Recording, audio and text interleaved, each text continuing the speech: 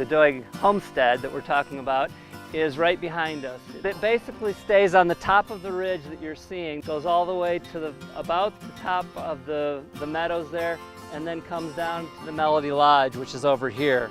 It is roughly 273 acres, and under county zoning, if somebody wanted to do a rural land use subdivision, they could get up to 15 homes under our current zoning on that. I slowed down at where Everest is working. You can see the big road cut.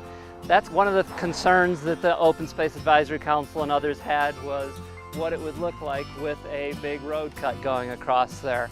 There certainly are 15 good home sites on that property. As you walk around it, it's pretty astounding how many different places you could build on it, because it's flat and then it gets up into the steeper hills, and then there's several benches above. There's wetlands throughout it. The other thing worth noting from here is one of the things we got with this was the water rights, the senior water rights on about 8 acre-feet of water, which is a lot of water for this area. And you can see the ditch that goes all the way across that landscape, and you can see how the landscape changes below that ditch.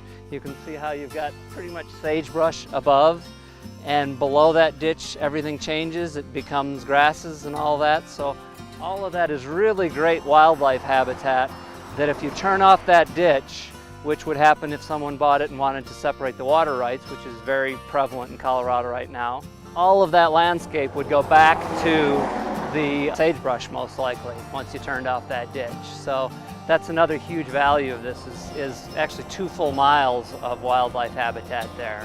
It's kind of a side thing that you get by preserving water rights in this area. And so a lot of this landscape is going to look like this, hopefully forever. That's the goal, is to have this not to look like what we see today, and to allow that agricultural heritage that occurred down here for the last century to continue.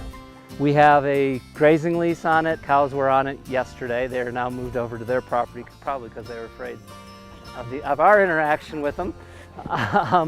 But there is a grazing lease that we hope to keep working with Clay Culbreth into the future. So when we talk about public use of the land, it'll have to be figured out in terms of how we would do that with the existing grazing lease. We also really are not promoting this because the Forest Service, this could be an access to the Forest Service in the future, but they're very concerned about more entrances into the wilderness. It is a way that people can get up into the wilderness. So we'll have to figure that out as part of our management planning. But that's the reason why at this point we're not saying open it up to the public and have everybody have at it. We have public access, as I mentioned, on a lot of these on this side of the lake or the reservoir. One of the neat things of our program is over time we've managed to protect all of the properties on this whole landscape on this side of the Williams Fork. So all the way from Mount Powell Ranch is this big conservation easement here, so it's protected forever. Then you have a conservation easement over here, which we have ownership of the actual easement, Open Space and Trails, the Benson Ranch. And then from there all the way down this side, with the exception of this one home site you'll see from over there, everything else on the Williams Fork all the way down to the end of the Green Mountain Reservoir and almost the county line is all in open space or Forest Service.